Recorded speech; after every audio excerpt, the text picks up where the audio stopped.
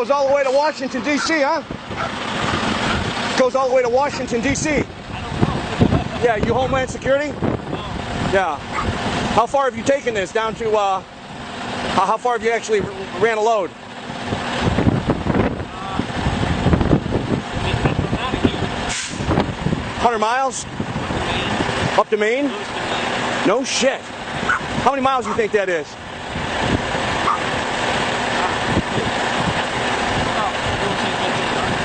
Man, that's unbelievable. Not to mention, I heard there's one that goes all the way to Colorado, right? Unbelievable.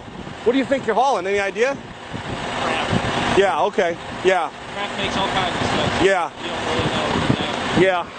I know there's been a lot of military stuff being hauled around lately, that's for sure, huh? Yeah, but not in here. We deliver to military things. Gotcha. Gotcha. For their food. Yeah. People Yeah. Yeah. Well, I appreciate I heard that's water supply, food supply, everything's in there. Huh? Yeah, unbelievable. But you don't get no cell phone for service. No. Peace, brother.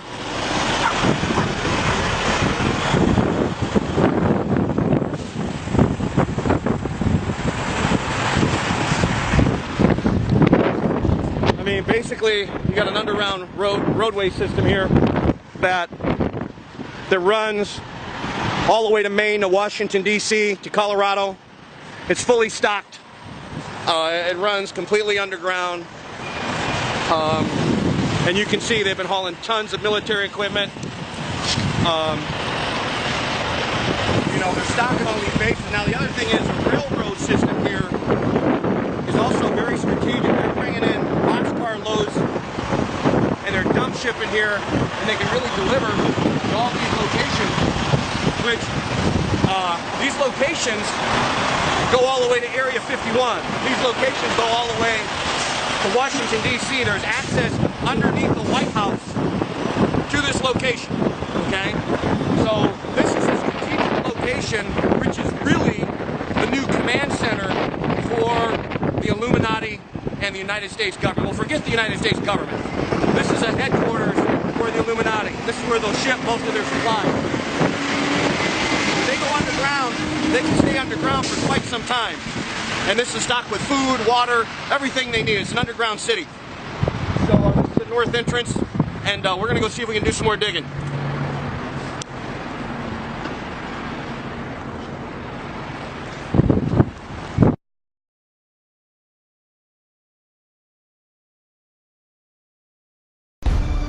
Well, it would seem some very strange happenings are going on. First, I remind you to go back in history and remember Donald Rumsfeld's comment the day before the attack of 9/11, where he said that the Pentagon had lost $2.3 trillion. And then just fortunately, then the Pentagon was destroyed the next day on 9/11/2001. Well, I believe a lot of that money went to go to spending for certain operations for the CIA, FEMA, Homeland Security, and a lot of that was building underground military complex. Fast forward to August of this year, if you remember that DC that happened, Virginia, Washington DC, and also in Colorado, there's evidence pointing to that not being an earthquake as much as it was probably a nuclear explosion done by the good guys, the Black Ops military, who found out about the evil plans of the globalists that were planning on killing off a huge percentage of the population and going and running and hiding in the military underground complex. So what they've done is cut off some escape routes during that time. And the reason I say it was probably nuclear as opposed to an earthquake is the seismograph showed that there were no primary waves associated with these two explosions.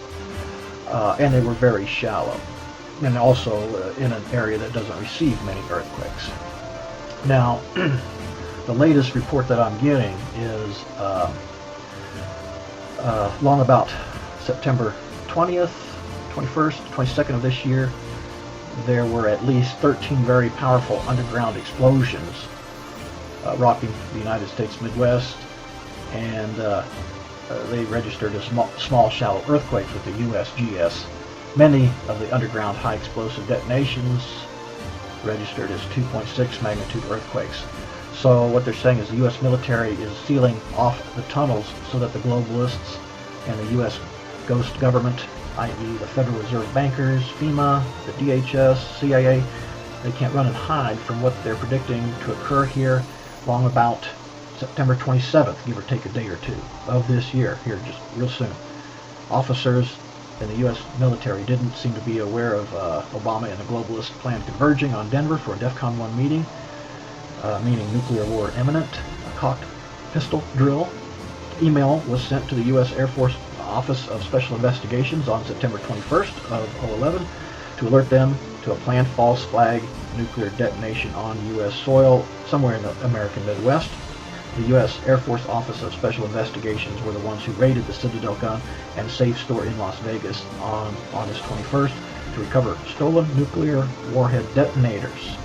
They were the ones who intercepted the transfer of improvised nuclear warheads by the CIA in the tunnels that connected the deep underground military bases on August 23, 2011.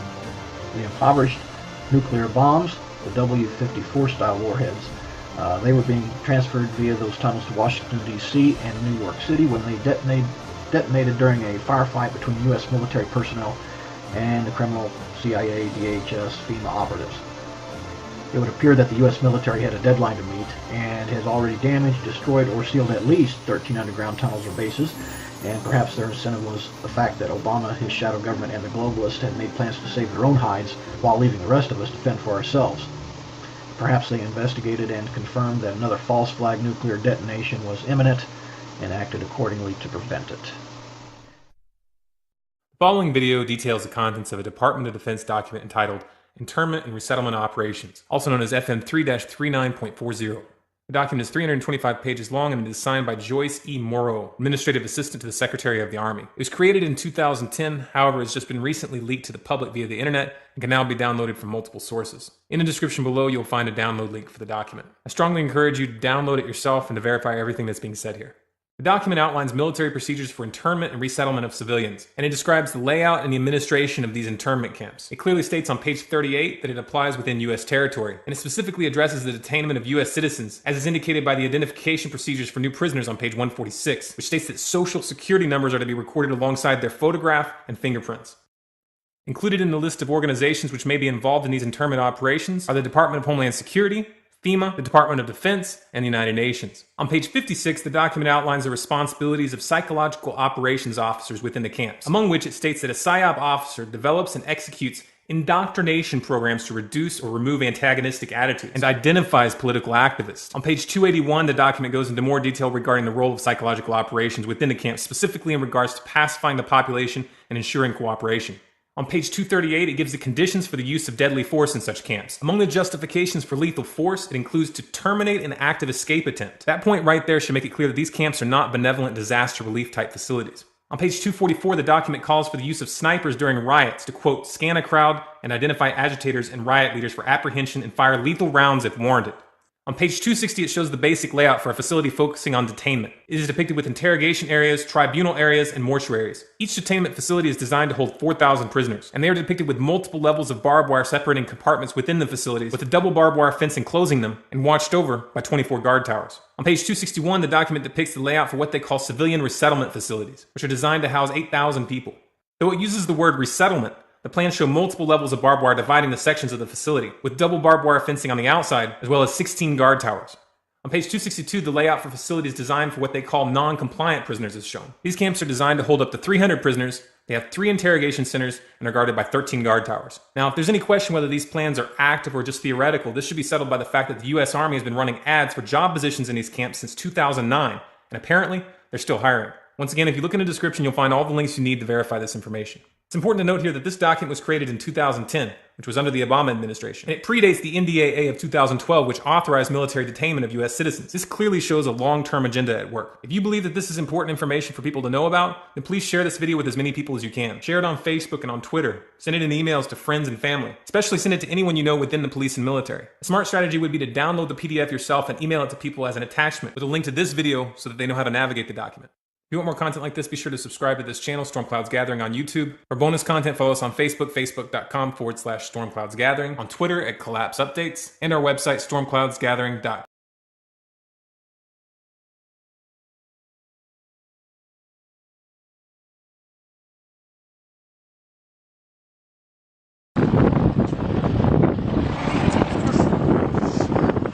Yeah.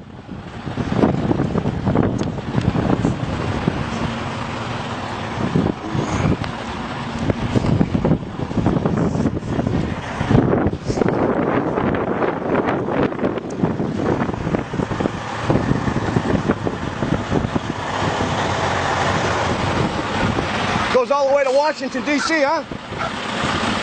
Goes all the way to Washington, D.C. Yeah, you Homeland Security? Yeah. How far have you taken this down to, how far have you actually ran a load?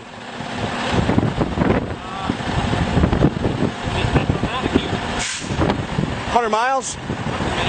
Up to Maine? No shit. How many miles do you think that is?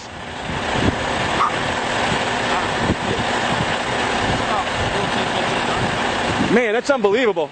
Not to mention, I heard there's one that goes all the way to Colorado, right? Unbelievable. What do you think you're hauling? Any idea? Crap. Yeah, okay. Yeah. Crap makes all kinds of stuff. Yeah. You don't really know what it is. Yeah. I know there's been a lot of military stuff being hauled around lately, that's for sure, huh? Yeah, we deliver to military.